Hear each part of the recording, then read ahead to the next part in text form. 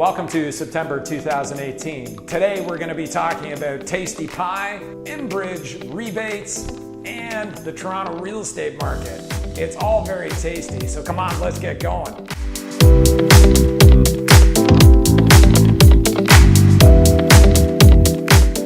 Our annual Thanksgiving pie party is entering its fourth consecutive year, and this year it's going to be held on Tuesday, October the 2nd.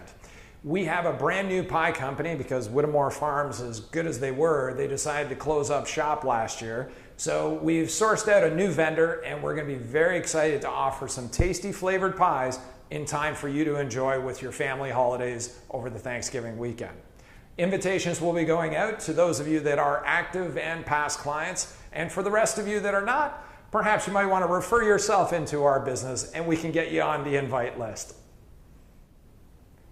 Despite the Ontario government putting an end to the Green On program that had a variety of incentives for making your home more energy efficient, Enbridge still has up to $5,000 in credits that you can get for a variety of improvements to your home, such as your furnace, your hot water tank, your air conditioning, adding insulation in the attic or into the basement, draft protection, replacing windows. And they have an additional program of upgrading to a smart thermostat. And if you haven't done it yet, it is an awesome idea for managing how your home performs when you're there and when you're not.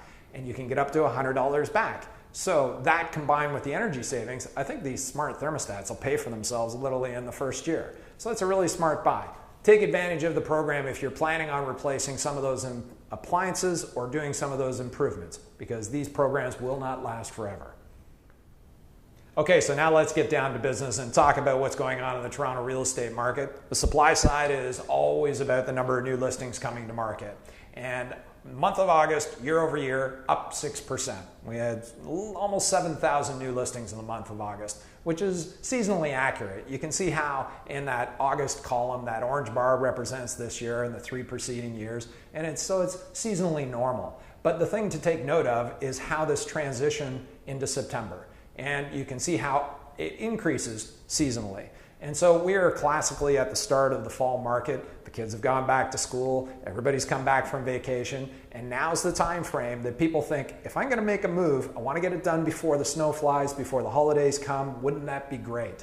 And that's what really kind of drives the fall market. And you can feel it. You can feel it in our workflow and in the neighborhood. Everybody's getting serious about getting back to work, and that's completely normal. So we're expecting the fall market in terms of new listings to increase seasonally, as it always does.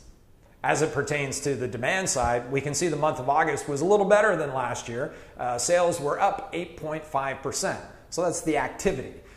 There was almost 7,000 sales, almost equal to the number of listings. So that keeps the overall number of active listings very much on par with what we would expect for this time of year. So it's performing pretty typically. Although you can see it's below what would be 2 years ago and would have been 3 years ago. So we're not quite performing at the same levels we were prior to the run-up in the market in 2017. But this is a part of that ongoing discussion about this is the new normal. This volume of activity, given affordability where it is, you remember our prior conversations about that with interest rates and price and so on, but this is the level of performance we're going to expect moving forward. It's a much more balanced market, much more sustainable. And now we're going to talk about how that's reflecting in price. Those are the results we want to focus on in just a moment. But when we look at the greatest number of sales happening in a little more specifics, the greatest number of transactions that are happening on the type of home and where it's located is detached homes in the 905. That was the greatest increase, almost 19% year over year, meaning sales of detached homes in the 905 were up 19% in August versus the year prior. And that has to do with the market correcting and balancing. But it's interesting. We talked last month about how the 905 is going to bounce back. It's happening. Next, the lowest sales year over year would be condo. And we actually see in the 416. So that means 416 condos, the number of sales taking place is down 5.6%, which is very interesting. It's part of it is the supply of condos on the market, but it's also, I think, some other factors that we're going to get to. But I think it's very interesting to share. So here's the detail page that we love so much. So here's where those numbers were coming from in terms of the high and low. And what I want to point out is we see the, in this column over here, 416, under average price, we can see how the semi-detached home in the 416 is priced at $891,000. We can see the condo is priced at $585,000. So once again, it's that $300,000 differential. If I own a condo in Toronto and I want to jump into a semi-detached home, that gap is hanging in there. And we've been talking about this since April.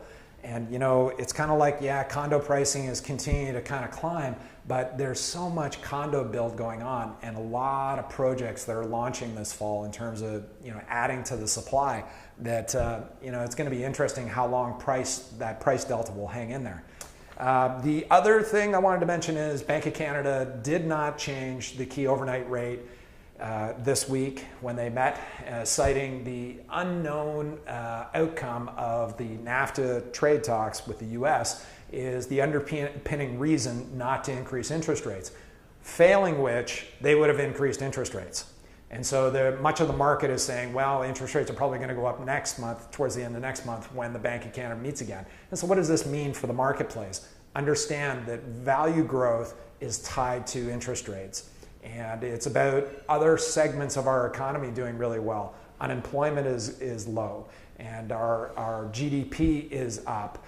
Immigration is continuing to be strong. So there's demand, there's confidence, there's all of these factors. So once NAFTA gets sorted out, I think we're going to see some more increases in interest rates. So what does that mean? That spells opportunity. Set that down.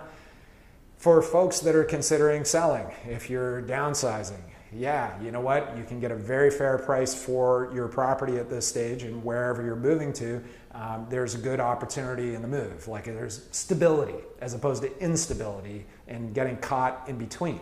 You understand what I mean? For people that are trying to make the move up, these deltas between, you know, what you have now, a smaller home, and the bigger homes, that jump is about as tight as it's going to get. And if interest rates are not going up right now, you can get something, secure your interest rates before the interest rates continue to go up. Because, you know, at the end of the day, either I'm paying more every month in the house price that I bought or in the interest rates that are available in the marketplace. So, you know, as a realtor, yeah, we're always saying, yeah, it's a great time to buy, etc. But, you know, there are times when we've pointed out specific opportunities that are geographic and home type specific.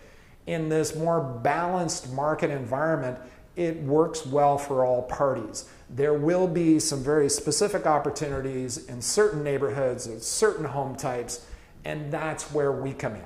And we can identify those for you based on what your needs and criteria are. It's the work we love to do, of course, and we're never too busy for your referrals.